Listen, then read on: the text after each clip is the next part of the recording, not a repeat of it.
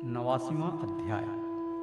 भृगु जी के द्वारा त्रिदेवों की परीक्षा तथा भगवान का मरे हुए ब्राह्मण बालकों को वापस लाना। श्री शुकदेव जी कहते हैं, परीक्षित, एक बार सरस्वती नदी के पावन तट पर यज्ञ प्रारंभ करने के लिए बड़े बड़े ऋषि मुनि एकत्र होकर बैठे। उन लोगों में इस विषय पर वाद विवाद चला कि ब्रह्मा, शिव और विष्णु में सबसे बड़ा कौन है। परीक्षित, उन लोगों ने यह बात जानने के लिए ब्रह्मा, विष्णु और शिव की परीक्षा लेने के उद्देश्य से ब्रह्मा के पुत्र भृगु जी को उनके पास भेजा। महर्षि भृगु सबसे पहले ब्रह्मा जी की सभा में गए। उन्होंने ब्रह्मा जी के धैर्य आदि की परीक्षा करने के लिए न उन्हें नमस्कार किया और न तो उनकी स्तुति की। इस पर ऐसा मालूम हुआ कि ब्रह्मा जी अपने तेज से दहक रहे हैं। उन्हें क्रोध आ गया, परंतु जब समर्थ ब्रह्मा जी ने देखा कि यह तो मेरा पुत्र ही है, तब अपने मन में उठे हुए क्रोध को भीतर ही भीतर विवेक बुद्धि से दबा लिया। ठीक वैसे ही जैसे कोई अरणि मंथन से उत्पन्न अग्नि को जल से बुझा दे। वहां से महर्षि भृगु कैलाश में गए। देवाधिदेव भगवान शंकर ने जब देखा कि मेरे भाई भृगु जी आए हैं, तब उन्होंने बड़े आनंद से खड़े होकर उनका आलिंगन करने के लिए भुजाएं फैलाई, परंतु महर्षि भृगु ने उनसे आलिंगन करना स्वीकार न किया और कहा, तुम लोग और वेद की मर्यादा का उल्लंघन करते हो, इसलिए मैं तुमसे नहीं मिलता। भृगु जी की यह बात सुनकर भगवान शंकर क्रोध के मारे तिलमिला उठे। उनकी आंखें चढ़ गई। उन्होंने त्रिशूल उठाकर महर्षि भृगु को मारना चाहा, परंतु उसी समय भगवती सती ने उनके चरणों पर गिरकर बहुत अनुनय विनय की और किसी प्रकार उनका क्रोध शांत किया। अब महर्षि भृगु जी भगवान विष्णु के निवास स्थान वैकुंठ में गए। उस समय भगवान विष्णु लक्ष्मी जी की गोद में अपना सिर रखकर लेटे हुए थे। भृगु जी ने जाकर उनके वक्ष स्थल पर एक लात कसकर जमा दी। भक्त वत्सल भगवान विष्णु लक्ष्मी जी के साथ उठ बैठे और झटपट अपनी शैया से नीचे उतरकर मुनि को सिर झुकाया, प्रणाम किया। भगवान ने कहा, ब्रह्मन, आपका स्वागत है, आप भले पधारे। इस आसन पर बैठकर कुछ क्षण विश्राम कीजिए। प्रभु, मुझे आपके शुभागमन का पता न था, इसी से मैं आपकी अगवानी न कर सका। मेरा अपराध क्षमा कीजिए। महामुनि, आपके चरण कमल अत्यंत कोमल हैं। यूं कहकर भृगु जी के चरणों को भगवान अपने हाथों से सहलाने लगे और बोले, महर्षि, आपके चरणों का जल तीर्थों को भी तीर्थ बनाने वाला है। आप उससे बैकुंठ लोक, मुझे और मेरे अंदर रहने वाले लोकपालों को पवित्र कीजिए। भगवान, आपके चरण कमलों के स्पर्श से मेरे सारे पाप धुल गए। आज मैं लक्ष्मी का एकमात्र आश्रय हो गया। अब आपके चरणों से चिन्हित मेरे वक्ष स्थल पर लक्ष्मी सदा सर्वदा निवास करेगी। श्री शुकदेव जी कहते हैं, जब भगवान ने अत्यंत गंभीर वाणी से इस प्रकार कहा, तब भृगु जी परम सुखी और तृप्त हो गए। भक्ति के उद्रेक से उनका गला भर आया, आंखों में आंसू छलक आए और वे चुप हो गए। परीक्षित, भृगु जी वहां से लौटकर ब्रह्मवादी मुनियों के सत्संग में आए और उन्हें ब्रह्मा, शिव और विष्णु भगवान के यहाँ जो कुछ अनुभव हुआ था वह सब कह सुनाया। भृगु जी का अनुभव सुनकर सभी ऋषि मुनियों को बड़ा विस्मय हुआ। उनका संदेह दूर हो गया। तब से वे भगवान विष्णु को ही सर्वश्रेष्ठ मानने लगे, क्योंकि वे ही शांति और अभय के उद्गम स्थान हैं। भगवान विष्णु से ही साक्षात धर्म, ज्ञान, वैराग्य, 8 प्रकार के ऐश्वर्य और चित्त को शुद्ध करने वाला यश प्राप्त होता है। शांत, समचित, अकिंचन और सबको अभय देने वाले साधु मुनियों की वे ही एकमात्र परम गति हैं, ऐसा सारे शास्त्र कहते हैं। उनकी प्रिय मूर्ति है सतत्व और इष्ट देव हैं ब्राह्मण। निष्काम, शांत और निपुण बुद्धि, विवेक संपन्न पुरुष उनका भजन करते हैं। भगवान की गुणमयी माया ने राक्षस, असुर और देवता, उनकी ये 3 मूर्तियां बना दी हैं। इनमें सतत्वमयी देव मूर्ति ही उनकी प्राप्ति का साधन है। वे स्वयं ही समस्त पुरुषार्थ स्वरूप हैं। श्री सुखदेव जी कहते हैं, परीक्षित, सरस्वती तट के ऋषियों ने अपने लिए नहीं, मनुष्यों का संशय मिटाने के लिए ही ऐसी युक्ति रची थी। पुरुषोत्तम भगवान के चरण कमलों की सेवा करके उन्होंने उनका परम पद प्राप्त किया।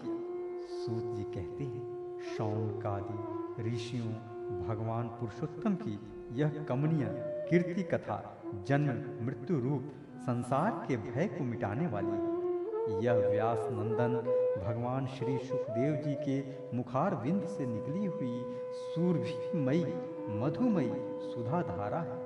इस संसार के लंबे पथ का जो बटोही अपने कानों के दोनों से इसका निरंतर पान करता रहता है, उसकी सारी थकावट जो जगत में इधर उधर भटकने से होती है, दूर हो जाती है। श्री सुखदेव जी कहते हैं, परीक्षित, एक दिन की बात है, द्वारकापुरी में किसी ब्राह्मण के गर्भ से एक पुत्र पैदा हुआ, परंतु वह उसी समय पृथ्वी का स्पर्श होते ही मर गया। ब्राह्मण अपने बालक का मृत शरीर लेकर राजमहल के द्वार पर गया और वहां उसे रखकर अत्यंत आतुरता और दुखी मन से विलाप करता हुआ यह कहने लगा, इसमें संदेह नहीं कि ब्राह्मण द्रोही, धूर्त, कृपण और विषयी राजा के कर्म दोष से ही मेरे बालक की मृत्यु हुई है। जो राजा हिंसा परायण, दुःशील और अजितेंद्रिय होता है, उसे राजा मानकर सेवा करने वाली प्रजा दरिद्र होकर दुख पर दुख भोगती रहती है और उसके सामने संकट पर संकट आते रहते हैं। परीक्षित, इसी प्रकार अपने दूसरे और तीसरे बालक के भी पैदा होते ही मर जाने पर वह ब्राह्मण लड़के की लाश राजमहल के दरवाजे पर डाल गया और वही बात कह गया।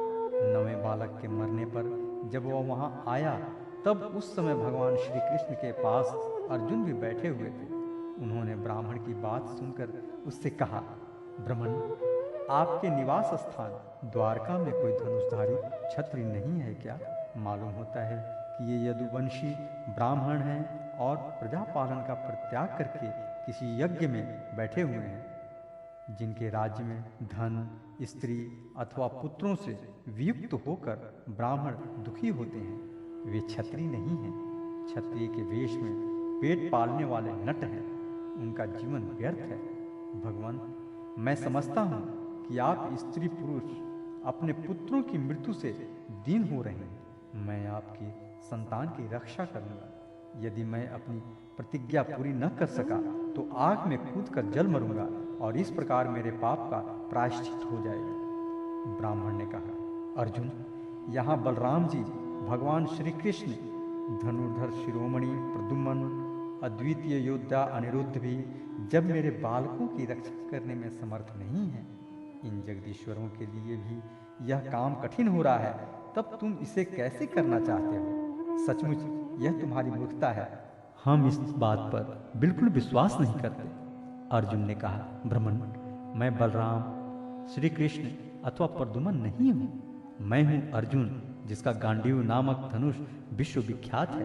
ब्राह्मण देवता, आप मेरे बल पौरुष का तिरस्कार मत कीजिए।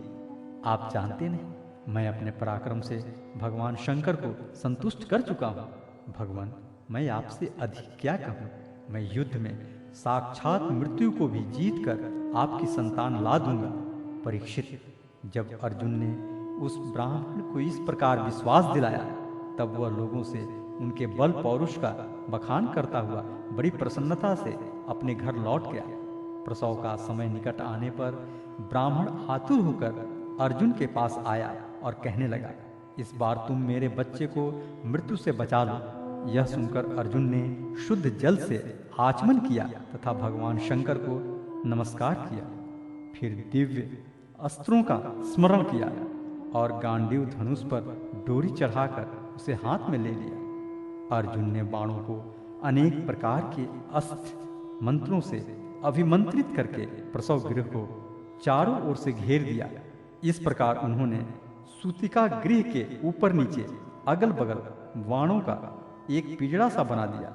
इसके बाद ब्राह्मणी के गर्भ से एक शिशु पैदा हुआ। जो बार बार रो रहा था, परंतु देखते ही देखते वह सशरीर आकाश में अंतर्ध्यान हो गया। अब वह ब्राह्मण भगवान श्री कृष्ण के सामने ही अर्जुन की निंदा करने लगा। वह बोला, मेरी मूर्खता तो देखो, मैंने इस नपुंसक की डींग भरी बातों पर विश्वास कर लिया। भला जिसे प्रद्युम्न, अनिरुद्ध, यहाँ तक कि बलराम और भगवान श्री कृष्ण भी न बचा सके, उसकी रक्षा करने में और कौन समर्थ है? मिथ्यावादी अर्जुन को धिक्कार है। अपने मुंह अपनी बड़ाई करने वाले अर्जुन के धनुष को धिक्कार है। इसकी दुर्बुद्धि तो देखो, यह मूर्तावश उस बालक को लौटा लाना चाहता है जिसे प्रारब्ध ने हमसे अलग कर दिया है। जब वह ब्राह्मण इस प्रकार उन्हें भला बुरा कहने लगा, तब अर्जुन योग बल से तत्काल संयम मणिपुरी में गए, जहां भगवान यमराज निवास करते हैं। वहां उन्हें ब्राह्मण का बालक नहीं मिला। फिर वे शस्त्र लेकर क्रमशः इंद्र, अग्नि, निऋति, सोम, वायु और वरुण आदि की पुरियों में, अतल आदि नीचे के लोकों में, स्वर्ग से ऊपर के मरलोक आदि में एवं अन्यान्य स्थानों में गए, परंतु कहीं भी उन्हें ब्राह्मण का बालक न मिला। उनकी प्रतिज्ञा पूरी न हो सकी। अब उन्होंने अग्नि में प्रवेश करने का विचार किया, परंतु भगवान श्री कृष्ण ने उन्हें ऐसा करने से रोकते हुए कहा, भाई अर्जुन, तुम अपने आप अपना तिरस्कार मत करो। मैं तुम्हें ब्राह्मण के सब बालक अभी दिखाई देता हूँ। आज जो लोग तुम्हारी निंदा कर रहे हैं, वे ही फिर हम लोगों की निर्मल कीर्ति की स्थापना करेंगे। सर्वशक्तिमान भगवान श्री कृष्ण इस प्रकार समझा बुझाकर अर्जुन के साथ अपने दिव्य रथ पर सवार हुए और पश्चिम दिशा को प्रस्थान किया। उन्होंने 7 पर्वतों वाले 7 द्वीप, 7 समुद्र और लोकालोक पर्वत को लांघकर घोर अंधकार में प्रवेश किया। परीक्षित, वह अंधकार इतना घोर था कि उसमें शैब्य, सुग्रीव, मेघपुष्प और बलाहक नाम के चारों घोड़े अपना मार्ग भूलकर इधर उधर भटकने लगे। उन्हें कुछ सूझता ही न था। योगेश्वरों के भी परमेश्वर भगवान श्री कृष्ण ने घोड़ों की यह दशा देखकर अपने सहस्त्र सूर्यों के समान तेजस्वी चक्र को आगे चलने की आज्ञा दी। सुदर्शन चक्र अपने ज्योतिर्मय तेज से स्वयं भगवान के द्वारा उत्पन्न उस घने एवं महान अंधकार को चीरता हुआ उनके समान तीव्र गति से आगे आगे चला। उस समय वह ऐसा जान पड़ता था मानो भगवान राम का बाण धनुष से छूटकर राक्षसों की सेना में प्रवेश कर रहा हो। इस प्रकार सुदर्शन चक्र के द्वारा बतलाए हुए मार्ग से चलकर रथ अंधकार की अंतिम सीमा पर पहुंचा। उस अंधकार के पार सर्वश्रेष्ठ, पारावार रहित, व्यापक परम ज्योति जगमगा रही थी। उसे देखकर अर्जुन की आंखें चौंधिया गई और उन्होंने विवश होकर अपने नेत्र बंद कर लिए। इसके बाद भगवान के रथ ने दिव्य जल राशि में प्रवेश किया। बड़ी तेज आंधी चलने के कारण उस जल में बड़ी बड़ी तरंगे उठ रही थी, जो बहुत ही भली मालूम होती थी। वहां एक बड़ा सुंदर महल था। उसमें मणियों के सहस्त्र खंभे चमक चमक कर उनकी शोभा बढ़ा रहे थे और उसके चारों ओर बड़ी उज्जवल ज्योति फैल रही थी। उसी महल में भगवान शेष जी विराजमान थे। उनका शरीर अत्यंत भयानक और अद्भुत था। उनके सहस्त्र सिर से और प्रत्येक फण पर सुंदर सुंदर मणियां जगमगा रही थी। प्रत्येक सिर में 2-2 नेत्र थे और वे बड़े ही भयंकर थे।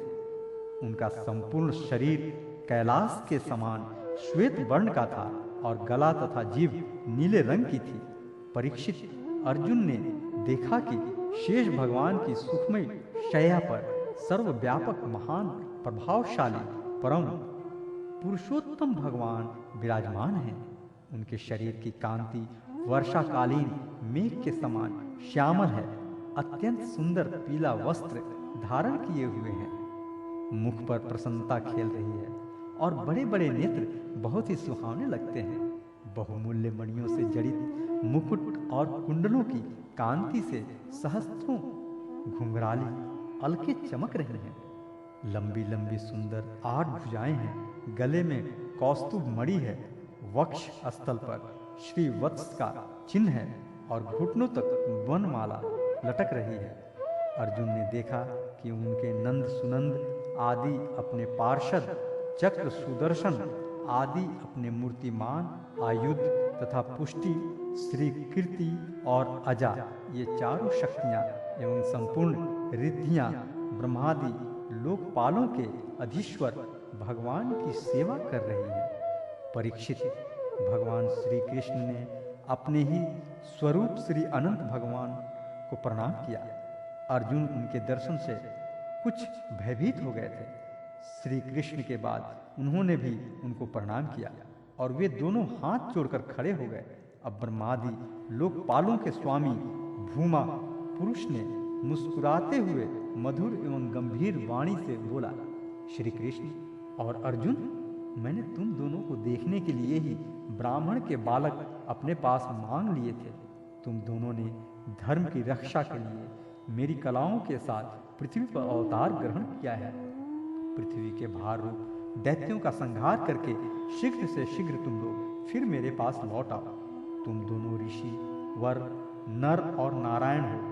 यद्यपि तुम पूर्ण काम और सर्वश्रेष्ठ हो, फिर भी जगत की स्थिति और लोक संग्रह के लिए धर्म का आचरण करो। जब भगवान भूमा पुरुष ने श्री कृष्ण और अर्जुन को इस प्रकार आदेश दिया, तब उन लोगों ने उसे स्वीकार करके उन्हें नमस्कार किया और बड़े आनंद के साथ ब्राह्मण बालकों को लेकर जिस रास्ते से जिस प्रकार आए थे, उसी से वैसे ही द्वारका में लौट आए।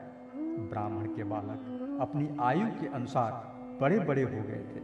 उनका रूप और आकृति वैसी ही थी जैसे उनके जन्म के समय थी। उन्हें भगवान श्री कृष्ण और अर्जुन ने उनके पिता को सौंप दिया। भगवान विष्णु के उस परम धाम को देखकर अर्जुन के आश्चर्य की सीमा न रही। उन्होंने ऐसा अनुभव किया कि जीवों में जो कुछ बल पौरुष है, वह सब भगवान श्री कृष्ण की ही कृपा का फल है। परीक्षित, भगवान ने और भी ऐसी अनेकों ऐश्वर्य और वीरता से परिपूर्ण लीलाएं की। लोक दृष्टि में साधारण लोगों के समान सांसारिक विषयों का भोग किया और बड़े बड़े महाराजाओं के समान श्रेष्ठ श्रेष्ठ यज्ञ किए। भगवान श्री कृष्ण ने आदर्श महापुरुषों का साथ आचरण करते हुए ब्राह्मण आदि समस्त प्रजा वर्गों के सारे मनोरथ पूर्ण किए। ठीक वैसे ही जैसे इंद्र प्रजा के लिए समयानुसार वर्षा करते हैं।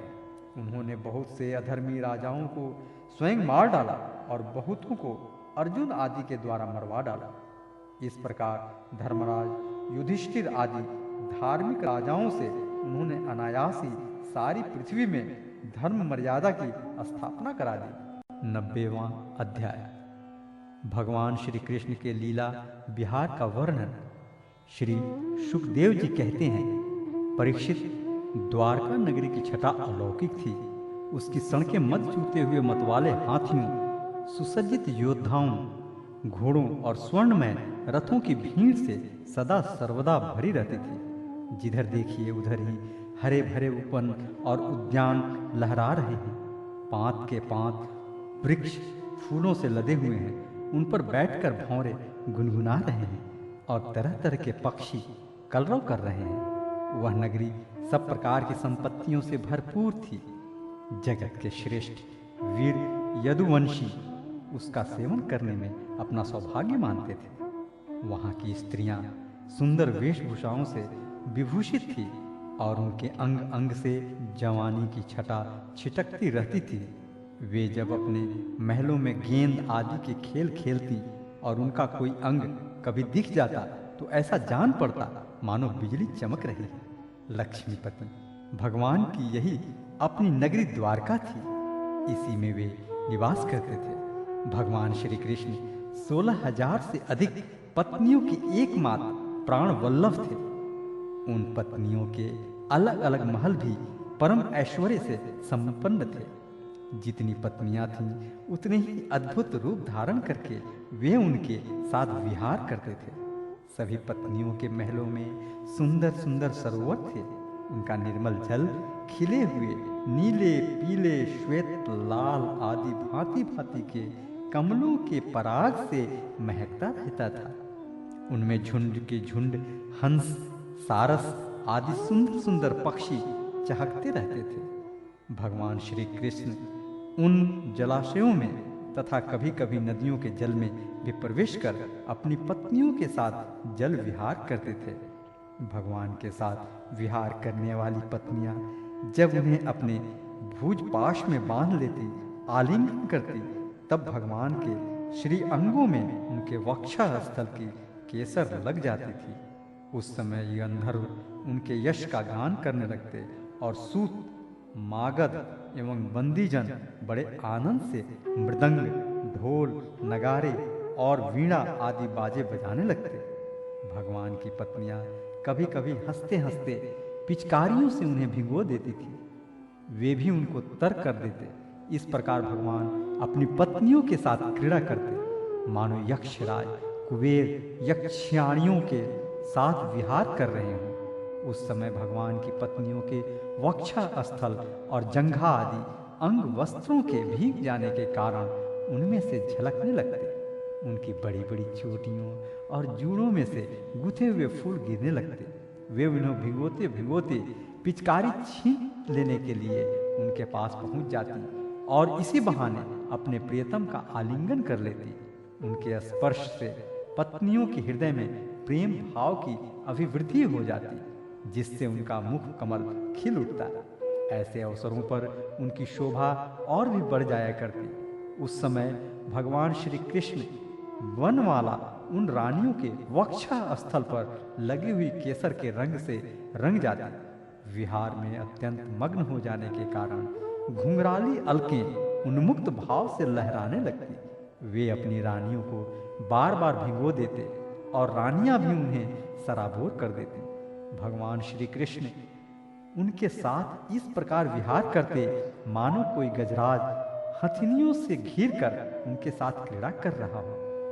भगवान श्री कृष्ण और उनकी पत्नियां क्रीड़ा करने के बाद अपने अपने वस्त्राभूषण उतार कर उन नटों और नर्तकियों को दे देते, जिनकी जीविका केवल गाना बजाना ही है। परीक्षित, भगवान इसी प्रकार उनके साथ विहार करते रहते।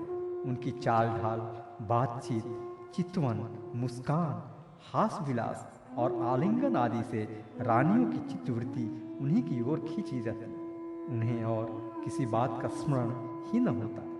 परीक्षित, रानियों के जीवन सर्वस्व उनके एकमात्र हृदयेश्वर भगवान श्री कृष्ण ही थे। वे कमल नयन श्याम सुंदर के चिंतन में ही इतनी मग्न हो जाती कि कई देर तक तो चुप हो रहती और फिर उन्मत्त के समान असंबद्ध बातें कहने लगती। कभी कभी तो भगवान श्री कृष्ण की उपस्थिति में ही प्रमोदमांद के कारण उनके विरह का अनुभव करने लगती और न जाने क्या क्या कहने लगती। मैं उनकी बात तुम्हें सुनाता हूँ। रानियां कहती, अरे कुर्की, अब तो बड़ी रात हो गई है, संसार में सब ओर सन्नाटा छा गया है। देख, इस समय स्वयं भगवान अपना अखंड बोध छिपाकर सो रहे हैं और तुझे नींद नहीं आती।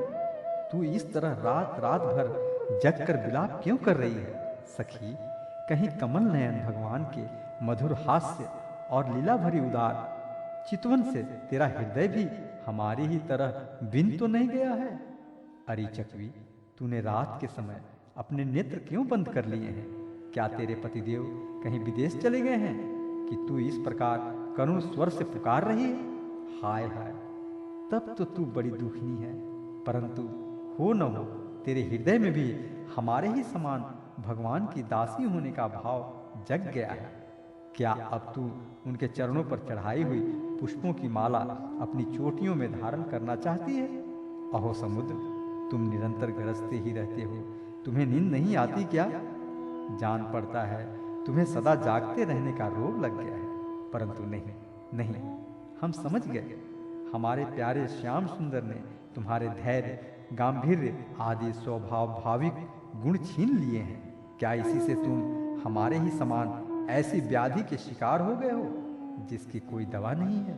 चंद्रदेव, तुम्हें बहुत बड़ा रोग राज यक्ष्मा हो गया है, इसी से तुम इतने क्षीण हो रहे हो। अरे राम राम, अब तुम अपनी किरणों से अंधेरा भी नहीं हटा सकते। क्या हमारी ही भांति हमारे प्यारे श्याम सुंदर की मीठी मीठी रहस्य की बातें भूल जाने के कारण तुम्हारी बोलती बंद हो गई है? क्या उसी की चिंता से तुम मौन हो रहे हो? मलयानी, हमने तेरा क्या बिगाड़ा है जो तू हमारे हृदय में काम का संचार कर रहा है? अरे तू नहीं जानता क्या? भगवान की तिरछी चितवन से हमारा हृदय तो पहले से ही घायल हो गया है।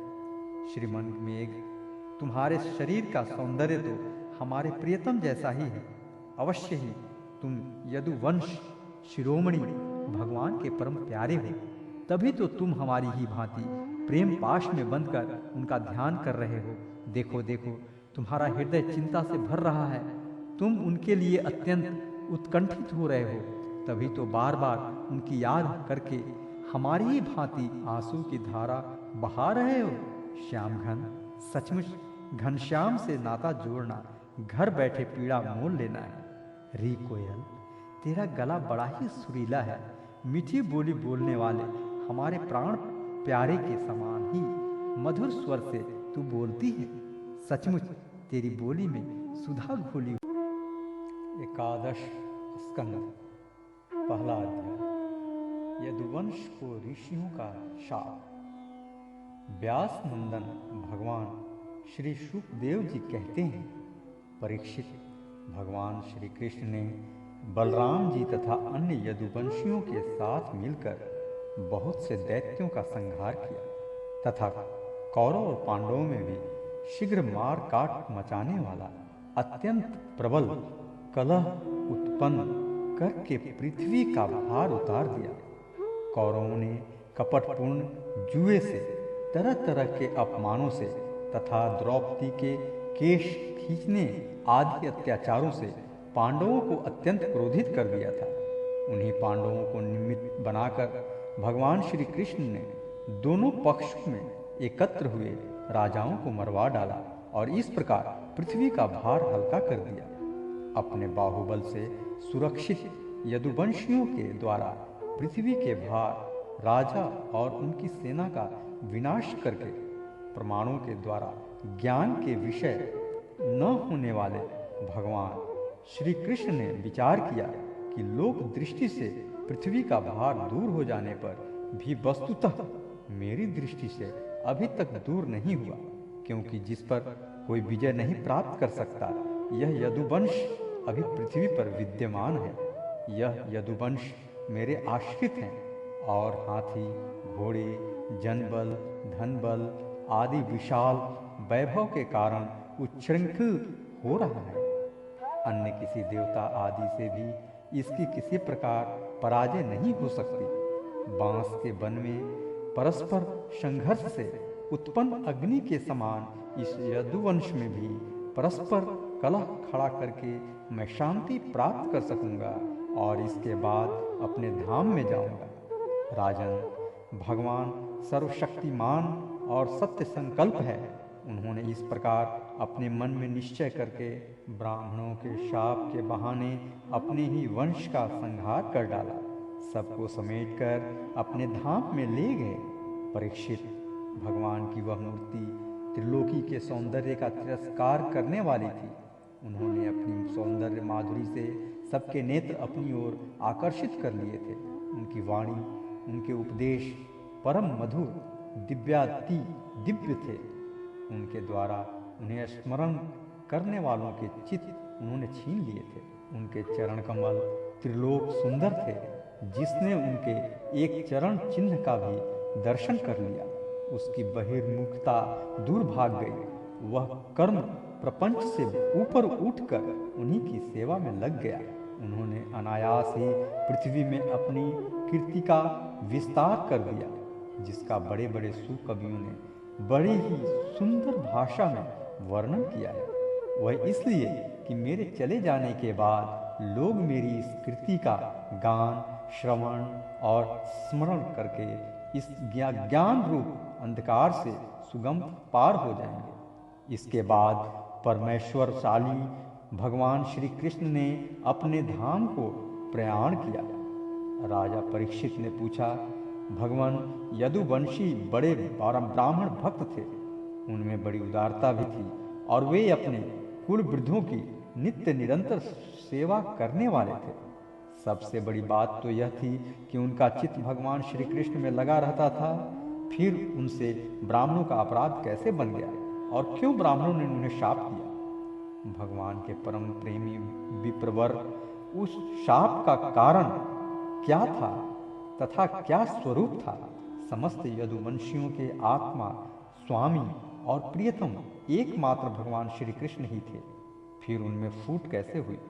दूसरी दृष्टि से देखें तो वे सब ऋषि अद्वैत दर्शी थे। फिर उनको ऐसी भेद दृष्टि कैसे हुई? यह सब आप कृपा करके मुझे बताइए। श्री सुखदेव जी ने कहा, भगवान श्री कृष्ण ने वह शरीर धारण करके जिसमें संपूर्ण सुंदर पदार्थों का सन्निवेश था, करों में कर, चरणों में कमल आदि का विन्यास था, पृथ्वी में मंगलमय कल्याणकारी कर्मों का आचरण किया। वे पूर्ण काम प्रभु द्वारका धाम में रहकर क्रीड़ा करते रहे और उन्होंने अपनी उदार कृति की स्थापना की, जो कृति स्वयं अपने आश्रय दाता का दान कर सके वह उदार है।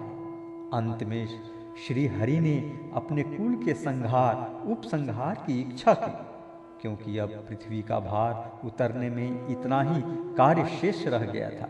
भगवान श्री कृष्ण ने ऐसे परम मंगलमय और पुण्य प्रापक कर्म किए जिनका गान करने वाले लोगों के सारे कलिमल नष्ट हो जाते हैं। अब भगवान श्री कृष्ण महाराज उग्रसेन की राजधानी द्वारकापुरी में वसुदेव जी के घर यादवों का संहार करने के लिए काल रूप से ही निवास कर रहे थे।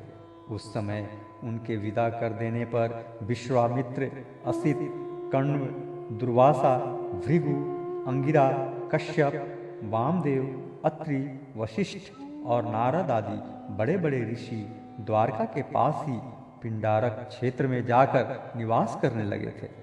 एक दिन यदुवंश के कुछ उदंड कुमार खेलते खेलते उनके पास जा निकले। उन्होंने बनावटी नम्रता से उनके चरणों में प्रणाम करके प्रश्न किया। वे जाम्बवती नंदन सांब को स्त्री के वेश में सजा करके ले गए और कहने लगे, ब्राह्मणों, यह कजरारी आंखों वाली सुंदरी गर्भवती है।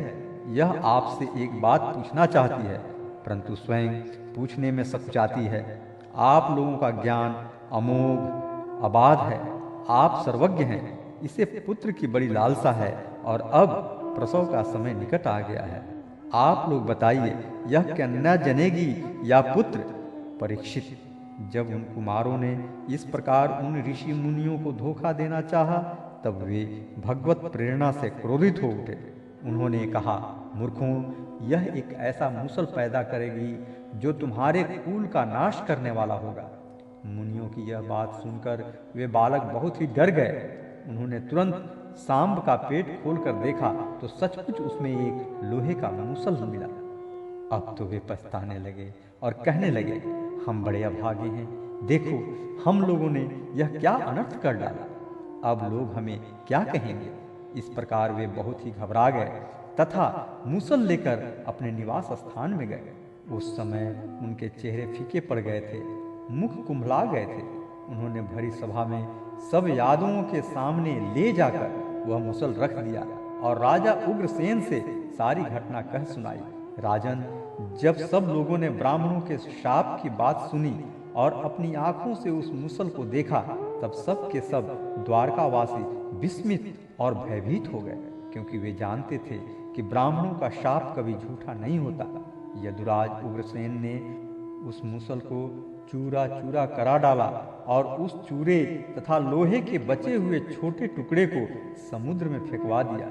इसके संबंध में उन्होंने भगवान श्री कृष्ण से कोई सलाह न ली, ऐसा ही उनकी प्रेरणा थी। परीक्षित, उस लोहे के टुकड़े को एक मछली निगल गई और चूरा तरंगों के साथ बह बहकर समुद्र के किनारे आ लगा। वह थोड़े दिनों में एरक बिना गांठ किए घास के रूप में उग गया। मछली मारने वाले मछुओं ने समुद्र में दूसरी मछलियों के साथ उस मछली को भी पकड़ लिया। उसके पेट में जो लोहे का टुकड़ा था, उसको जरा नामक व्याध ने अपने बाणों के नोक में लगा लिया। भगवान सब कुछ जानते थे, वे इस शाप को उलट भी सकते थे, फिर भी उन्होंने ऐसा करना उचित न समझा। काल रूपधारी प्रभु ने ब्राह्मणों के शाप का अनुमोदन किया। दूसरा अध्याय। वसुदेव जी के पास श्री नारद जी का आना और उन्हें राजा जनक तथा 9 योगीश्वरों का संवाद सुनाना।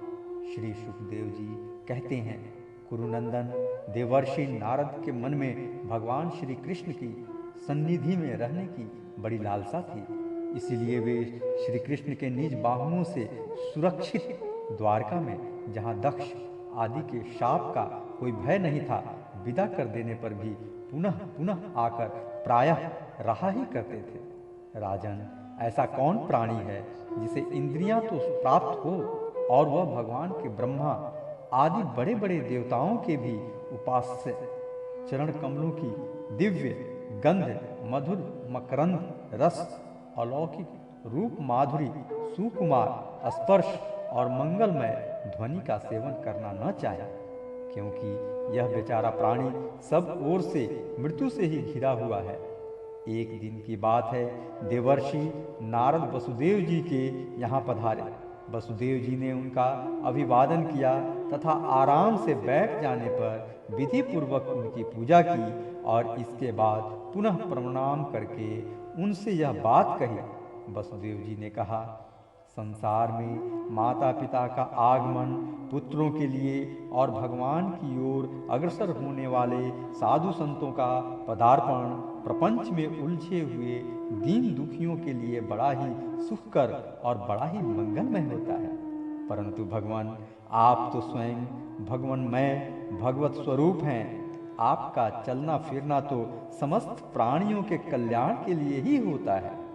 देवताओं के चरित्र भी कभी प्राणियों के लिए दुख के हेतु तो कभी सुख के हेतु बन जाते हैं, परंतु जो आप जैसे भगवत प्रेमी पुरुष हैं, जिनका हृदय, प्राण, जीवन सब कुछ भाग्यवानमय हो गया है, उनकी तो प्रत्येक चेष्टा समस्त प्राणियों के कल्याण के लिए ही होती है। जो लोग देवताओं का जिस प्रकार भजन करते हैं, देवता भी परछाई के समान ठीक उसी रीति से भजन करने वालों को फल देते हैं, क्योंकि देवता कर्म के मंत्री हैं, अधीन हैं, परंतु सत्पुरुष दीनवत्सल होते हैं, अर्थात जो सांसारिक संपत्ति एवं साधन से भी हीन हैं, उन्हें अपनाते हैं। ब्रह्मन, यदि हम आपके शुभागमन और शुभ दर्शन से ही कृत्य हो गए हैं, तथापि आपसे उन धर्मों के साधनों के संबंध में प्रश्न कर रहे हैं,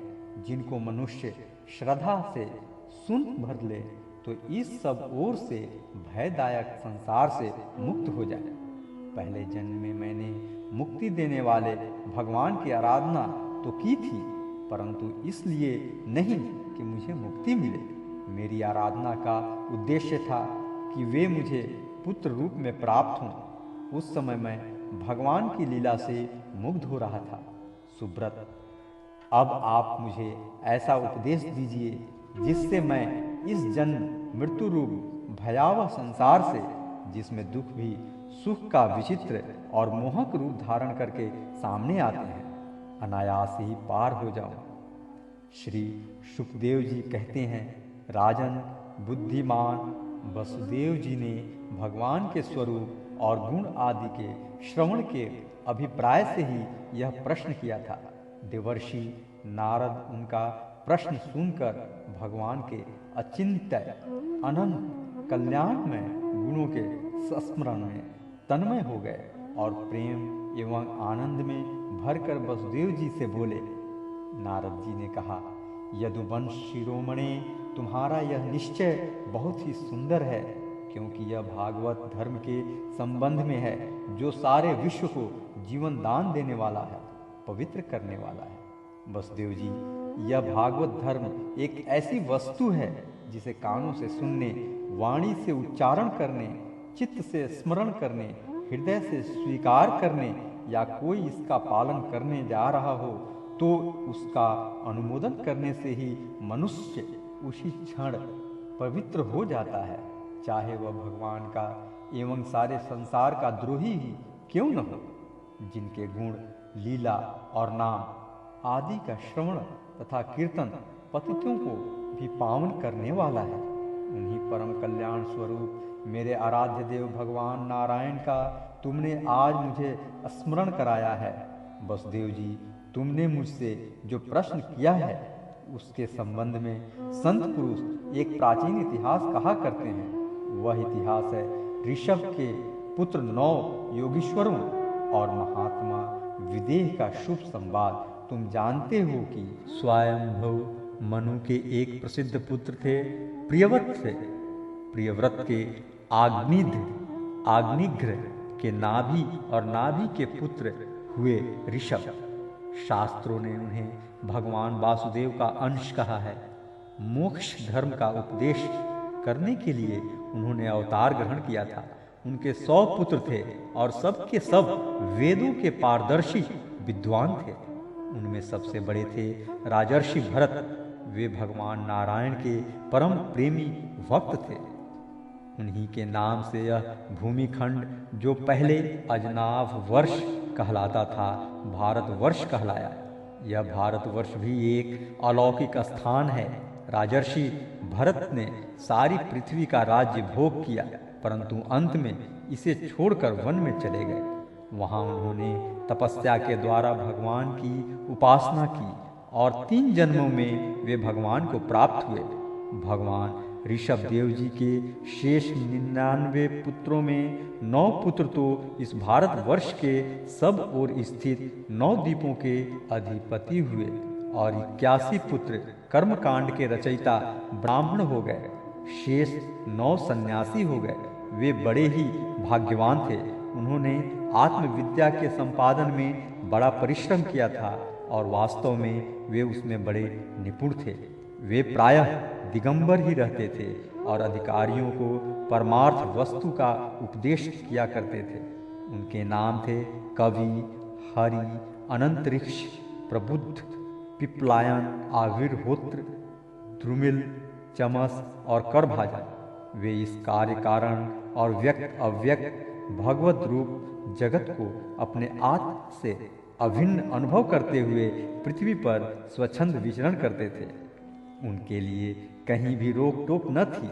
वे जहाँ चाहते चले जाते। देवता, सिद्ध, साधव, गंधर्व, यक्ष, मनुष्य, किन्नर और नागों के लोकों में तथा मुनि, चारण, भूतनाथ, विद्याधर, ब्राह्मण और गौओं के स्थानों में वे स्वच्छंद विचरते थे। वसुदेव जी वे सब के सब जीव उन्मुख थे। एक बार की बात है, इस अजनाभ वर्ष में विदेहराज महात्मा निमि बड़े बड़े ऋषियों के द्वारा एक महान यज्ञ करा रहे थे। पूर्वोक्त 9 योगीश्वर स्वच्छंद विचरण करते हुए उनके यज्ञ में जा पहुँचे।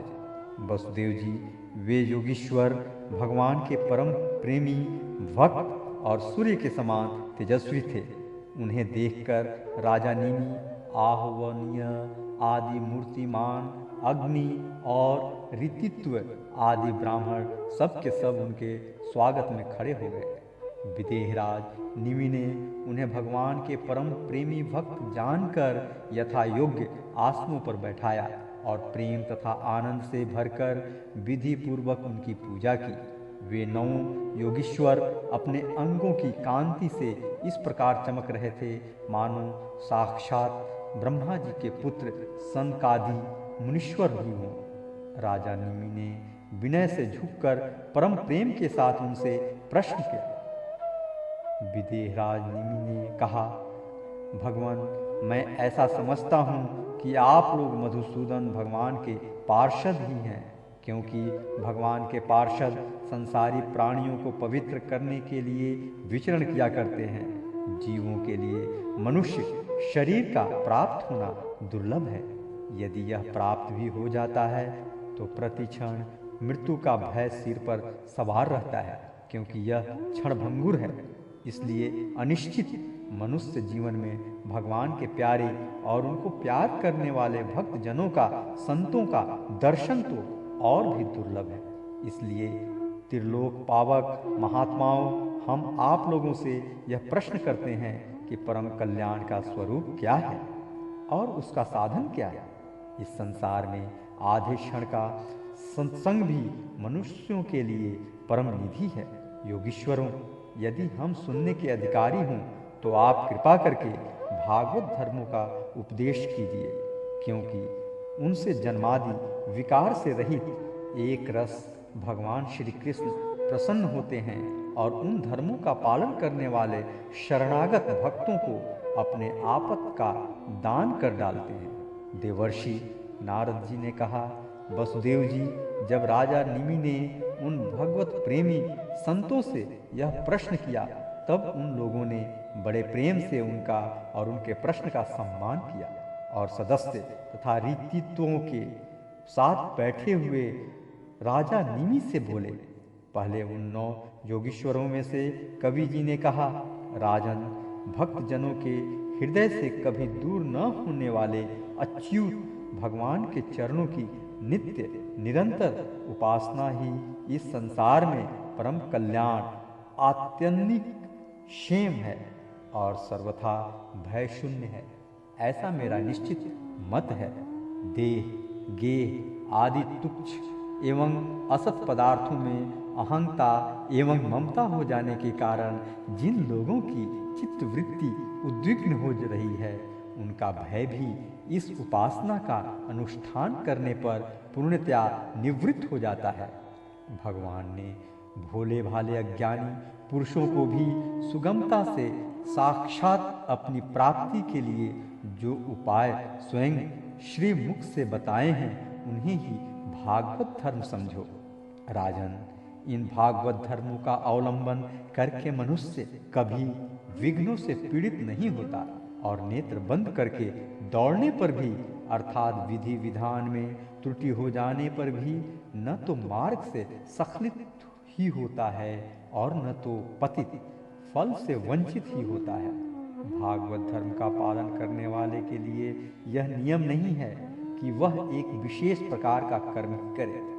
वह शरीर से, वाणी से, मन से, इंद्रियों से, बुद्धि से, अहंकार से, अनेक जन्मों अथवा एक जन्म की आदतों से स्वभाववश जो जो करे, वह सब परम पुरुष भगवान नारायण के लिए ही है। इस भाव से उन्हें समर्पण कर दे।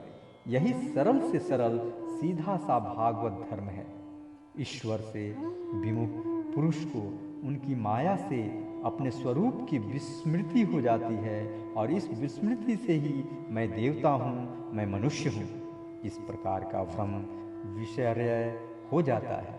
इस देह आदि अन्य वस्तु में अभिनिवेश तन्मयता होने के कारण ही बुढ़ापा, मृत्यु, रोग आदि अनेकों भय होते हैं। इसीलिए अपने गुरु को ही आराध्य देव परम प्रियतम मानकर अन्यन्य भक्ति के द्वारा उस ईश्वर का भजन करना चाहिए। राजन, सच पूछो तो भगवान के अतिरिक्त, आत्मा के अतिरिक्त और कोई वस्तु है ही नहीं, परंतु न होने पर भी इसके प्रति इसका चिंतन करने वालों को उसके चिंतन के कारण उधर मन लगने के कारण ही होता है। जैसे स्वप्न के समय स्वप्न दृष्टा की कल्पना से अथवा जागृत अवस्था में नाना प्रकार के मनोरथों से एक विलक्षण ही दृष्टि दिखने लगती है। इसलिए विचारवान पुरुष को चाहिए कि सांसारिक कर्मों के संबंध में संकल्प विकल्प करने वाले मन को रोक दे, कैद कर ले। बस ऐसा करते ही उसे अभय पद की, परमात्मा की प्राप्ति हो जाएगी। संसार में भगवान के जन्म की और लीला की बहुत सी मंगलमयी कथाएं प्रसिद्ध हैं, उनको सुनते रहना चाहिए। उन गुणों और लीलाओं का स्मरण दिलाने वाले भगवान के बहुत से नाम भी प्रसिद्ध हैं। लाज संकोच छोड़कर उनका गान करते रहना चाहिए। इस प्रकार किसी भी व्यक्ति, वस्तु और स्थान में आसक्ति न करके विचरण करते रहना चाहिए। जो इस प्रकार विशुद्ध व्रत नियम से लेता है, उसके हृदय में अपने परम प्रियतम प्रभु के नाम कीर्तन से अनुराग का प्रेम का अंकुर उग आता है, उसका चित्त द्रवित हो जाता है। अब वह साधारण लोगों की स्थिति से ऊपर उठ जाता है, लोगों की मान्यताओं धारणाओं से परे हो जाता है। दम्भ से नहीं, स्वभाव से ही मतवाला सा होकर कभी खिलखिलाकर हंसने लगता है तो कभी फूट फूट कर रोने लगता है। कभी ऊंचे स्वर से भगवान को पुकारने लगता है तो कभी मधुर स्वर से उनके गुणों का गान करने लगता है। कभी कभी जब वह अपने प्रियतम को अपने नेत्रों के सामने अनुभव करता है तब उन्हें रिझाने के लिए नृत्य भी करने लगता है। राजन, यह आकाश, वायु, अग्नि, जल, पृथ्वी, ग्रह, नक्षत्र, प्राणी, दिशाएं, वृक्ष, वनस्पति, नदी, समुद्र, सब के सब भगवान के शरीर हैं। सभी रूपों में स्वयं भगवान प्रकट हैं। ऐसा समझकर वह जो कोई भी उसके सामने आ जाता है, चाहे वह प्राणी हो या अप्राणी, उसे अनन्य भाव से, भगवत भाव से प्रणाम करता है। जैसे भोजन करने वालों को प्रत्येक ग्रास के साथ ही तुष्टि, तृप्ति अथवा सुख, पुष्टि, जीवन शक्ति का संचार और क्षुधा, निर्वित, ये तीनों एक साथ होते जाते हैं, वैसे ही जो मनुष्य भगवान की शरण लेकर उनका भजन करने लगता है, उसे भजन के प्रत्येक क्षण में भगवान के प्रति प्रेम, अपने प्रेमास्पद प्रभु के स्वरूप का अनुभव और उनके अतिरिक्त अन्य वस्तुओं में वैराग्य, इन तीनों की एक साथ ही प्राप्ति होती है। राजन, इस प्रकार जो प्रतिक्षण एक एक वृत्ति के द्वारा भगवान के चरण कमलों का ही भजन करता है, उसे भगवान के प्रति प्रेममयी भक्ति, संसार के प्रति वैराग्य और अपने प्रियतम भगवान के स्वरूप की स्फूर्ति, ये सब अवश्य ही प्राप्त होते हैं। वह भागवत हो जाता है और जब ये सब प्राप्त हो जाते हैं तब वह स्वयं परम शांति का अनुभव करने लगता है। राजा निमि ने पूछा, योगीश्वर, अब आप कृपा करके भगवत भक्त का लक्षण वर्णन कीजिए। उसके क्या धर्म हैं और क्या स्वभाव होता है? वह मनुष्यों के साथ व्यवहार करते समय कैसा आचरण करता है, क्या बोलता है और किन लक्षणों के कारण भगवान का प्यारा होता है? अब 9 योगीश्वरों में से दूसरे हरि जी बोले, राजन, आत्मस्वरूप भगवान समस्त प्राणियों में आत्मा रूप में नियंत रूप से स्थित है, जो कहीं भी न्यूनाधिकता न देखकर सर्वत्र परिपूर्ण भगवत सत्ता को ही देखता है और साथ ही समस्त प्राणी और समस्त पदार्थ आत्मस्वरूप भगवान में ही आधेय रूप से अथवा अध्ययस्पद रूप से स्थित है, अर्थात वास्तव में भगवत स्वरूप ही है। इस प्रकार का जिसका अनुभव है, ऐसी जिसकी सिद्ध दृष्टि है, उसे भगवान का परम प्रेमी उत्तम भागवत समझना चाहिए। जो भगवान से प्रेम, उनके भक्तों से मित्रता, दुखी और अज्ञानियों पर कृपा तथा भगवान से द्वेष करने वालों की उपेक्षा करता है, वह मध्यम कोटि का भागवत है। और जो भगवान के अर्चा, विग्रह, मूर्ति आदि की पूजा तो श्रद्धा से करता है, परंतु भगवान के भक्तों या दूसरे लोगों की विशेष सेवा शुश्रूषा नहीं करता, वह साधारण श्रेणी का भगवत भक्त है। जो श्रोत, नेत्र आदि इंद्रियों के द्वारा शब्द, रूप आदि विषयों का ग्रहण तो करता है, परंतु अपनी इच्छा के प्रतिकूल विषयों से द्वेष नहीं करता और अनुकूल विषयों के मिलने पर हर्षित नहीं होता, उसकी यह दृष्टि बनी रहती है कि यह सब हमारे भगवान की माया है। वह पुरुष उत्तम भागवत है। संसार के धर्म हैं जन्म, मृत्यु, भूख, प्यास, श्रम, कष्ट, भय और तृष्णा। ये क्रमशः शरीर, प्राण, इंद्रिय, मन और बुद्धि को प्राप्त होते ही रहते हैं। जो पुरुष भगवान की स्मृति में इतना तन्मय रहता है कि इनके बार बार होते जाते रहने पर भी उनसे मोहित नहीं होता, पराभूत नहीं होता, वह उत्तम भागवत है। जिसके मन में विषय भोग की इच्छा, कर्म प्रवृत्ति और उनके बीज वासनाओं का उदय नहीं होता, और जो एकमात्र भगवान वासुदेव में ही निवास करता है, वह उत्तम भागवत भक्त है, जिनका इस शरीर में न तो सत्कुल में जन्म, तपस्या आदि कर्म से तथा न वर्ण, आश्रम एवं जाति से ही अहं भाव होता है, वह निश्चय ही भगवान का प्यारा है। जो धन संपत्ति अथवा शरीर आदि में यह अपना है और यह पराया, इस प्रकार का भेदभाव नहीं रखता, समस्त पदार्थों में समस्वरूप परमात्मा को देखता रहता है, समभाव रखता है तथा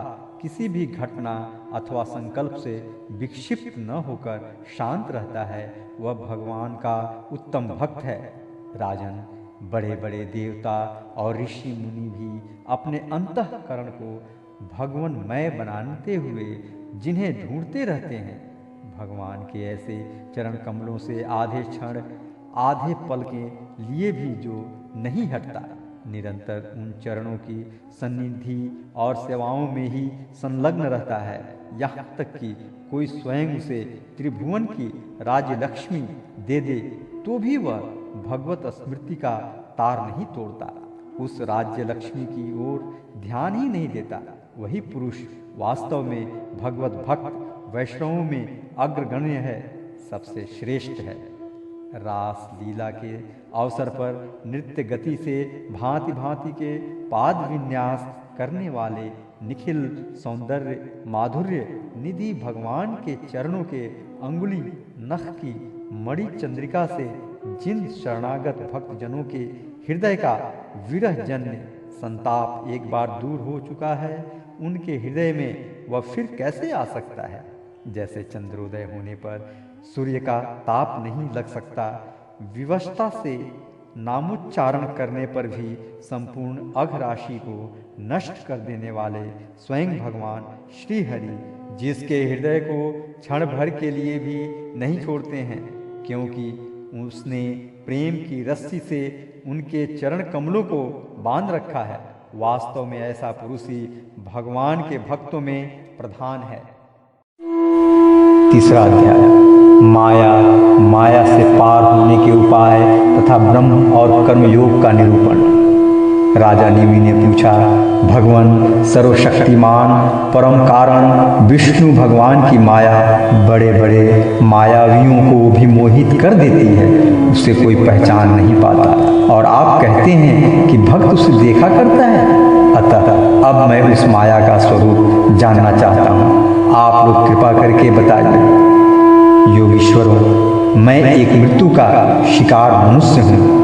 संसार के तरह तरह के तापों ने मुझे बहुत दिनों से तपा रखा है। आप लोग जो भगवत कथा रूप अमृत का पान करा रहे हैं, वह उन तापों को मिटाने की एकमात्र औषधि है। इसलिए मैं आप लोगों की इस वाणी का सेवन करते करते तृप्त नहीं होता। आप कृपया और कहिए। अब तीसरे योगीश्वर अंतरिक्षी ने कहा, राजन, भगवान की माया स्वरूपतः अनिवर्चनीय है, इसलिए उसके कार्यों के द्वारा ही उसका निरूपण होता है। आदि पुरुष परमात्मा जिस शक्ति से संपूर्ण भूतों के कारण बनते हैं और उनके विषय भोग तथा मोक्ष की सिद्धि के लिए अथवा अपने उपासकों की उत्कृष्ट सिद्धि के लिए स्वनिर्मित पंचभूतों के द्वारा नाना प्रकार के देव, मनुष्य आदि शरीरों की सृष्टि करते हैं, उसी को माया कहते हैं। इस प्रकार पंच महाभूतों के द्वारा बने हुए प्राणी शरीरों में उन्होंने अंतर्यामी रूप से प्रवेश किया और अपने को ही पहले एक मन के रूप में और उसके बाद 5 ज्ञानेंद्रिय तथा 5 कर्मेंद्रिय, इन 10 रूपों में विभक्त कर दिया तथा उन्हीं के द्वारा विषयों का भोग कराने लगे। वह देहाभिमानी जीव अंतर्यामी के द्वारा प्रकाशित इंद्रियों के द्वारा विषयों का भोग करता है और इस पंचभूतों के द्वारा निर्मित शरीर को आत्मा अपना स्वरूप मानकर उसी में आसक्त हो जाता है। यह भगवान की माया है। अब वह कर्मेंद्रियों से सकाम कर्म करता है और उनके अनुसार शुभ कर्म का फल दुख भोग करने लगता लगता है और शरीरधारी होकर इस संसार में भटकने लगता है। यह भगवान की माया है। इस प्रकार यह जीव ऐसी अनेक अमंगलमय कर्म गतियों को, उनके फलों को प्राप्त होता है और महाभूतों के प्रलय पर्यंत विवश होकर जन्म के बाद मृत्यु और मृत्यु के बाद जन्म को प्राप्त होता रहता है। यह भगवान की माया है। जब पंचभूतों के प्रलय का समय आता है तब अनादि और अनंत काल स्थूल तथा सूक्ष्म द्रव्य एवं गुण रूप इस समस्त व्यक्त सृष्टि को अव्यक्त की ओर, उसके मूल कारण की ओर खींचता है। यह भगवान की माया है। उस समय पृथ्वी पर लगातार 100 वर्ष तक भयंकर सूखा पड़ता है। वर्षा बिल्कुल नहीं होती। प्रलय काल की शक्ति से सूर्य की उष्णता और भी बढ़ जाती है तथा वे तीनों लोगों को तपाने लगते हैं। यह भगवान की माया है। उस समय शेषनाग शंकर्षण के मुंह से आग की प्रचंड लपटें निकलती हैं और वायु की प्रेरणा से वे लपटें पाताल लोक से जलाना आरंभ करती हैं तथा और भी ऊंची ऊंची होकर चारों ओर फैल जाती हैं। यह भगवान की माया है। इसके बाद प्रलयकालीन सामवर्तक मेघगण हाथी की सूंड के समान मोटी मोटी धाराओं से 100 वर्ष तक बरसाता रहता है। उससे यह विराट ब्रह्मांड जल में डूब जाता है। यह भगवान की माया है। राजन, उस समय जैसे बिना ईंधन के आग बुझ जाती है, वैसे ही विराट पुरुष ब्रह्मा अपने ब्रह्मांड शरीर को छोड़कर सूक्ष्म स्वरूप अव्यक्त में लीन हो जाते हैं। यह भगवान की माया है। वायु पृथ्वी की गंध खींच लेती है जिससे वह जल के रूप में हो जाती है और जब वही वायु जल के रस को खींच लेती है तब वह जल अपना कारण अग्नि बन जाता है। यह भगवान की माया है। जब अंधकार अग्नि का रूप छीन लेता है तब वह अग्नि वायु में लीन हो जाती है और जब अवकाश रूप आकाश वायु की स्पर्श शक्ति छीन लेता है तब वह आकाश में लीन हो जाता है। यह भगवान की माया है। राजन, तदंतर काल रूप ईश्वर आकाश के शब्द गुण को हरण कर लेता है जिससे वह तामस अहंकार में लीन हो जाता है। इंद्रियां और बुद्धि राजस अहंकार में लीन होती है। मन सात्विक अहंकार से उत्पन्न देवताओं के साथ सात्विक अहंकार में प्रवेश कर जाता है तथा अपने 3 प्रकार के कार्यों के साथ अहंकार महत्व तत्व में लीन हो जाता है। महत्व तत्व प्रकृति में और प्रकृति ब्रह्म में लीन होती है। फिर उसी के उल्टे क्रम से सृष्टि होती है। यह भगवान की माया है। यह सृष्टि स्थिति और संहार करने वाली त्रिगुणमयी माया है। इसका हमने आपसे वर्णन किया। अब आप और क्या सुनना चाहते हैं? राजा नेमि ने पूछा। महर्षि जी, इस भगवान की माया को पार करना उन लोगों के लिए तो बहुत ही कठिन है जो अपने मन को वश में नहीं कर पाए हैं। अब आप कृपा करके यह बताइए कि जो लोग शरीर आदि में आत्मबुद्धि रखते हैं तथा जिनकी समझ मोटी है, वे भी अनायास ही इसे कैसे पार कर सकते हैं?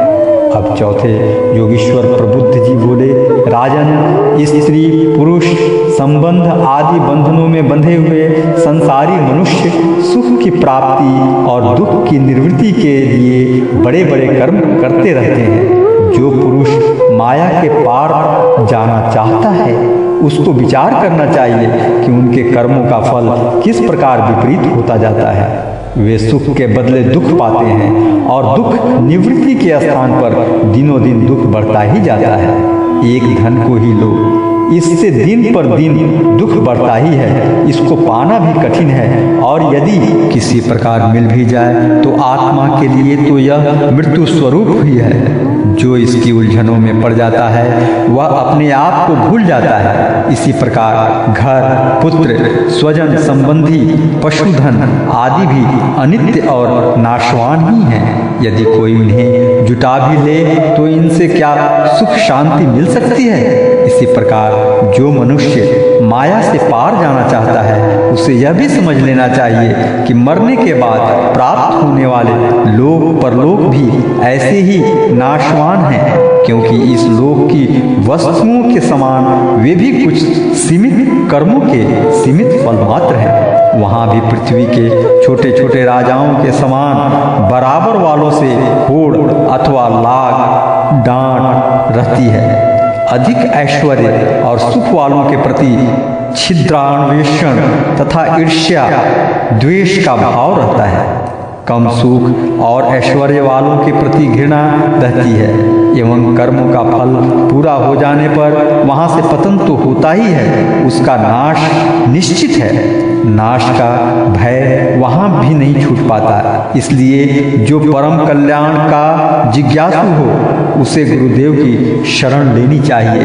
गुरुदेव ऐसे हों जो शब्द ब्रह्म वेदों के पारदर्शी विद्वान हों, जिससे वे ठीक ठीक समझा सकें और साथ ही ब्रह्म परिनिष्ठ तत्वज्ञानी भी हों, ताकि अपने अनुभव के द्वारा प्राप्त हुई रहस्य की बातों को बता सकें। उनका चित्त शांत हो, व्यवहार के प्रपंच में विशेष प्रवृत्त न हो। जिज्ञासुओं को चाहिए कि गुरु को ही अपना परम प्रियतम आत्मा और इष्ट देव माने, उनकी निष्कपट भाव से सेवा करें और उनके पास रहकर भागवत धर्म की भगवान को प्राप्त करने वाले भक्ति भाव के साधनों की क्रियात्मक शिक्षा ग्रहण करें। इन्हीं साधनों से सर्वात्मा एवं भक्त को अपने आत्मा का दान करने वाले भगवान प्रसन्न होते हैं।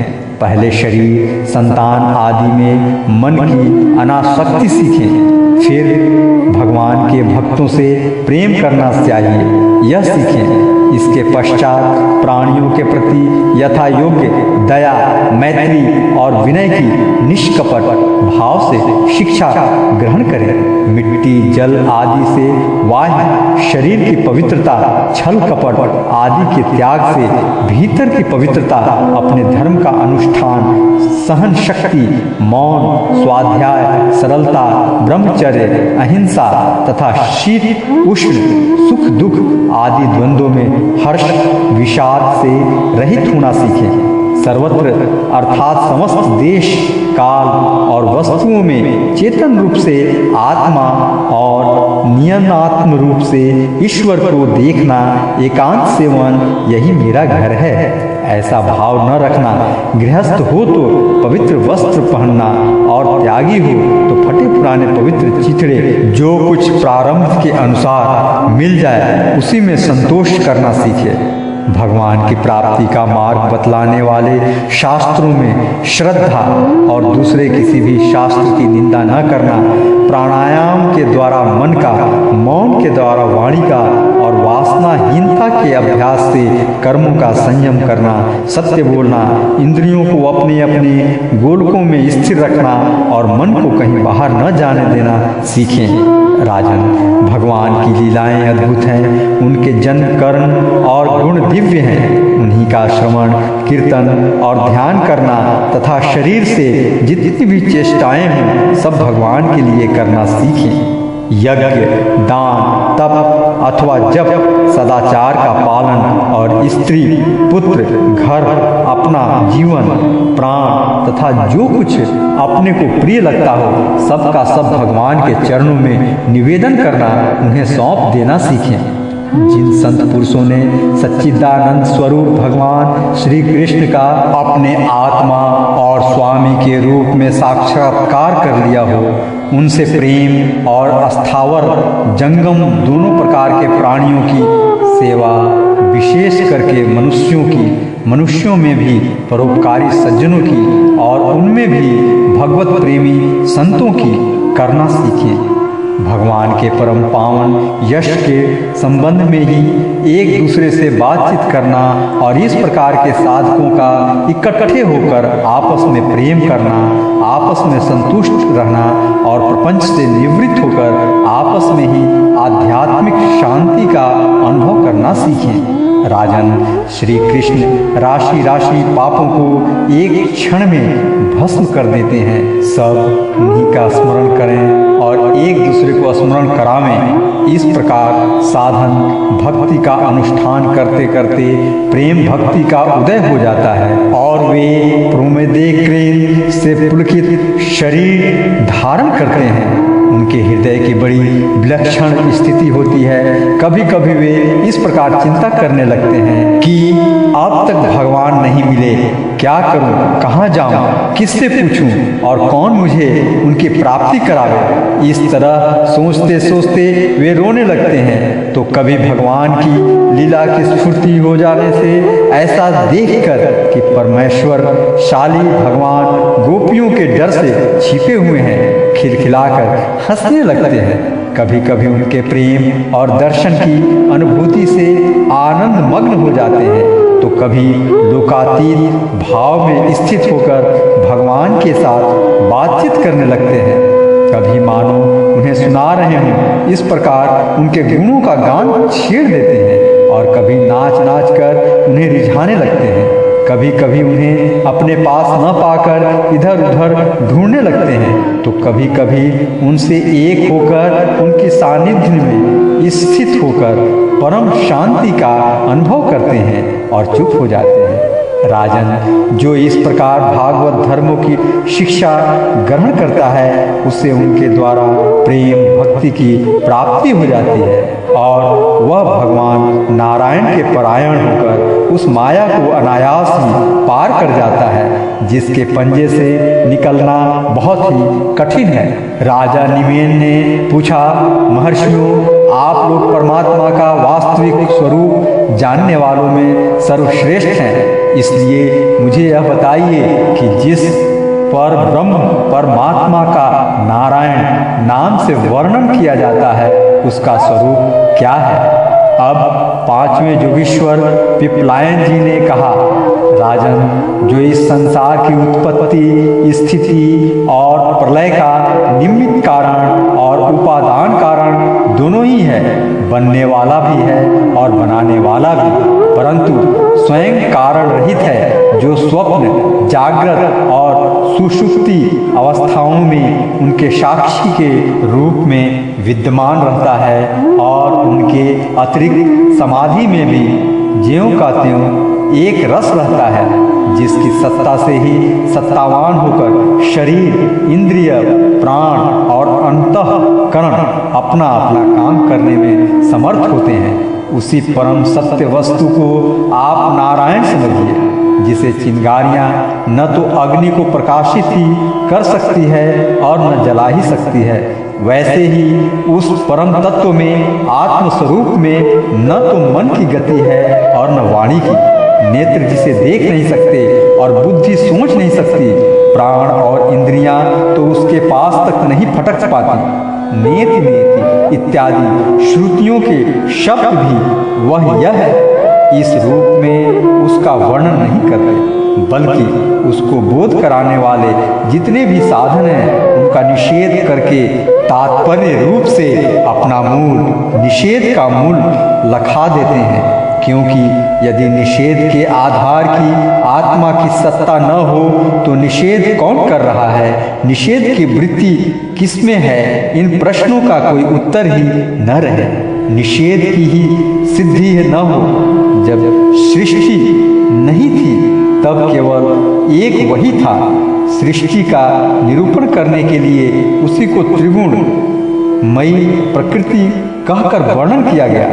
फिर उसी को ज्ञान प्रधान होने से महतत्व, क्रिया प्रधान होने से सूत्रात्मा और जीव की उपाधि होने से अहंकार के रूप में वर्णन किया गया।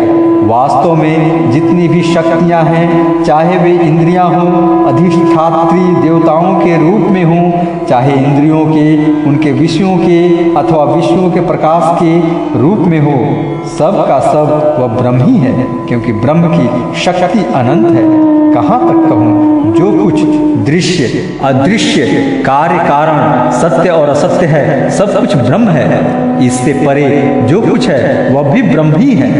वह ब्रह्म स्वरूप आत्मा न तो कभी जन्म लेता है और न मरता है, वह तो बढ़ता है और न घटता ही है। जितने भी परिवर्तनशील पदार्थ हैं, चाहे वे क्रिया, संकल्प और उनके अभाव के रूप में ही क्यों न हो, सबकी भूत, भविष्यत और वर्तमान सत्ता का वह साक्षी है। सब में है, देश, काल और वस्तु से अपरिच्छिन्न है, अविनाशी है। वह उपलब्धि करने वाला अथवा उपलब्धि का विषय नहीं है, केवल उपलब्धि स्वरूप, ज्ञान स्वरूप है। जैसे प्राण तो एक ही रहता है, परंतु स्थान भेद से उसके अनेक नाम हो जाते हैं, वैसे ही ज्ञान एक होने पर भी इंद्रियों के सहयोग से उसमें अनेकता की कल्पना हो जाती है। जगत में 4 प्रकार के जीव होते हैं: अंडा फोड़कर पैदा होने वाले पक्षी, सांप आदि; नाल में बंधे पैदा होने वाले पशु, मनुष्य; धरती फोड़कर निकलने वाले वृक्ष, वनस्पति और पसीने से उत्पन्न होने वाले खटमल आदि। इन सभी जीव शरीरों में प्राण शक्ति जीव के पीछे लगी रहती है। शरीरों के भिन्न भिन्न होने पर भी प्राण एक ही रहता है। सुषुप्ति अवस्था में जब इंद्रियां निश्चेष्ट हो जाती हैं, अहंकार भी सो जाता है, लीन हो जाता है, अर्थात लिंग शरीर नहीं रहता। उस समय यदि कूटस्थ आत्मा भी न हो तो इस बात के पीछे से स्मृति ही कैसे हो कि मैं सुख से सोया था। पीछे होने वाली यह स्मृति ही उस समय आत्मा के अस्तित्व को प्रमाणित करती है। जब भगवान कमला नभ के चरण कमलों को प्राप्त करने की इच्छा से तीव्र भक्ति की जाती है, तब वह भक्ति ही अग्नि की भांति गुण और कर्मों से उत्पन्न हुए चित्त के सारे मलों को जला डालती है। जब चित्त शुद्ध हो जाता है, तब आत्म तत्व का साक्षात्कार हो जाता है। जैसे नेत्रों के निर्विकार हो जाने पर सूर्य के प्रकाश की प्रत्यक्ष अनुभूति होने लगती है। राजा निमि ने पूछा, जोगीश्वरों, अब आप लोग हमें कर्म योग का उपदेश कीजिए, जिसके द्वारा शुद्ध होकर मनुष्य शीघ्रातिशीघ्र परम नैष्कर्य अर्थात कर्तृत्व, कर्म और कर्म फल की निवृत्ति करने वाला ज्ञान प्राप्त करता रहता है। एक बार यही प्रश्न मैंने अपने पिता महाराज इक्ष्वाकु के सामने ब्रह्मा जी के मानस पुत्र सनकादि ऋषियों से पूछा था, परंतु उन्होंने सर्वज्ञ होने पर भी मेरे प्रश्न का उत्तर न दिया। इसका क्या कारण था? कृपा करके मुझे बताइए। अब छठे योगीश्वर अविर्भूत्र जी ने कहा, राजन, कर्म, अकर्म और विकर्म ये तीनों एकमात्र वेद के द्वारा जाने जाते हैं। इनकी व्यवस्था लौकिक रीति से नहीं होती। वेद अपौरुषेय है, ईश्वर रूप है, इसलिए उनके तात्पर्य का निश्चय करना बहुत कठिन है। इसी से बड़े बड़े विद्वान भी उनके अभिप्राय का निर्णय करने में भूल कर बैठते हैं। इसी से तुम्हारे बचपन की ओर देखकर तुम्हें अनधिकारी समझकर सनकादि ऋषियों ने तुम्हारे प्रश्न का उत्तर नहीं दिया। यह वेद परोक्षवादात्मक है। यह कर्मों की निवृत्ति के लिए कर्म का विधान करता है। जैसे बालक को मिठाई आदि का लालच देकर औषध खिलाते हैं, वैसे ही यह अभिज्ञानों को स्वर्ग आदि का प्रलोभन देकर श्रेष्ठ कर्म में प्रवृत्त करता है। जिसका अज्ञान निवृत्त नहीं हुआ है, जिसकी इंद्रियां वश में नहीं हैं, वह यदि मनमाने ढंग से वेदोक्त कर्मों का परित्याग कर देता है, तो वह विहित कर्मों का आचरण न करने के कारण विकर्म रूप अधर्म ही करता है। इसलिए वह मृत्यु के बाद फिर मृत्यु को प्राप्त होता है। इसलिए फल की अभिलाषा छोड़कर और विश्वात्मा भगवान को समर्पित कर जो वेदोक्त कर्म का ही अनुष्ठान करता है, उसे कर्मों की निवृत्ति से प्राप्त होने वाली ज्ञान रूप सिद्धि मिल जाती है। जो वेदों में स्वर्ग आदि रूप फल का वर्णन है, उसका तात्पर्य फल की सत्यता में नहीं है, वह तो कर्मों में रुचि उत्पन्न कराने के लिए है। राजन, जो पुरुष चाहता है कि शीघ्र से शीघ्र मेरे ब्रह्म स्वरूप आत्मा की हृदय ग्रंथि में मैं और मेरे की कल्पित गांठ खुल जाए, उसे चाहिए कि वह वैदिक और तांत्रिक दोनों ही पद्धतियों से भगवान की आराधना करे। पहले सेवा आदि के द्वारा गुरुदेव की दीक्षा प्राप्त करे, फिर उनके द्वारा अनुष्ठान की विधि सीखे। अपने को भगवान की जो मूर्ति प्रिय लगे, अभीष्ट जान पड़े, उसी के द्वारा पुरुषोत्तम भगवान की पूजा करे। पहले स्नान आदि से शरीर और संतोष आदि से अंतःकरण को शुद्ध करे। इसके बाद भगवान की मूर्ति के सामने बैठकर प्राणायाम आदि के द्वारा भूत शुद्धि नाड़ी शोधन करे। तत्पश्चात विधि पूर्वक मंत्र देवता आदि के न्यास से अंग रक्षा करके भगवान की पूजा करें। पहले पुष्प आदि पदार्थों का जंतु आदि निकालकर पृथ्वी को सम्मार्जन आदि से अपने को अव्यग्र होकर और भगवान की मूर्ति को पहले ही की पूजा के लगे हुए पदार्थों के छानन आदि से पूजा के योग्य बनाकर फिर आसन पर मंत्रोच्चारण पूर्वक जल छिड़ककर पाद्य अघर्य आदि पात्रों को स्थापित करें। तदंतर एकाग्रचित्त होकर हृदय में भगवान का ध्यान करके फिर उसे सामने की श्री मूर्ति में चिंतन करें। तदंतर हृदय, सिर, शिखा इत्यादि मंत्रों से न्यास करें और अपने इष्ट देव के मूल मंत्र के द्वारा देश काल आदि के अनुकूल प्राप्त पूजा सामग्री से प्रतिमा आदि में अथवा हृदय में भगवान की पूजा करें।